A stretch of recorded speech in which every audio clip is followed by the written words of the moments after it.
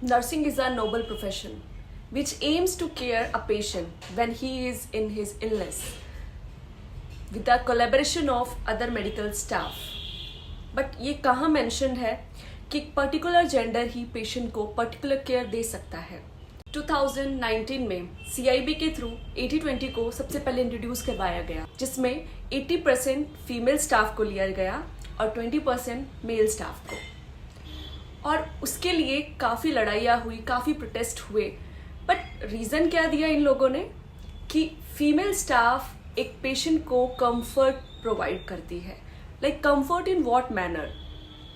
एक female staff भी वहीं से स्टडी करके आई है, वही स्टडी करके आई है जो एक मेल स्टाफ करके आया है, राइट?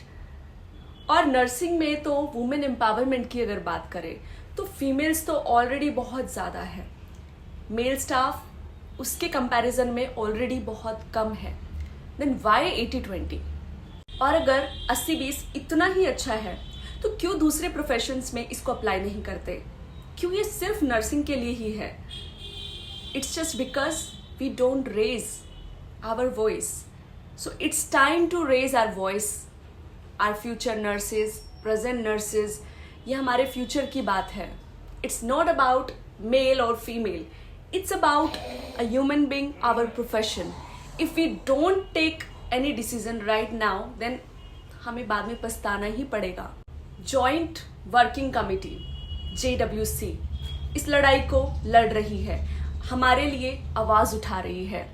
तो ये 3 स्टेप्स में इस लड़ाई को लड़ेंगी, जिसमें कि सबसे पहला यानी कि 10 जून कल ब्लैक बैज कैंपेनिंग स्टार्ट होगा, जिसमें तमाम नर्सिंग ऑफिसर्स, स्टूडेंट्स सबको एक ब्लैक बैज मिलेगा और उसको हमने ट्वीट करना है। यानी कि ये कैंपेन जो है ऑनलाइन रहेगा, ट्विटर के थ्रू हम दर्शाएंगे कि why we are against. Second movement 16 जून को होगा, जो कि सिग्नेचर कैंपेनिंग के नाम से होगा, जिसमें सभी नर्सिंग स्टाफ, स्टूडेंट्स साइन करके ये दिखाएंगे कि they are against to this. और फाइनल प्रोटेस्ट जो कि धरना प्रोटेस्ट होगा, जिसमें कि तमाम नर्सिंग ऑफिसर्स, स्टूडेंट्स, टीचर्स सब देश के अलग अलग कोने से दिल्ली में इकट्ठा होंगे जंतर मंतर पे और वहां पे अपना प्रोटेस्ट करेंगे। Being a female staff, I stand with this protest and it's time to raise our voice. अभी नहीं तो कभी नहीं।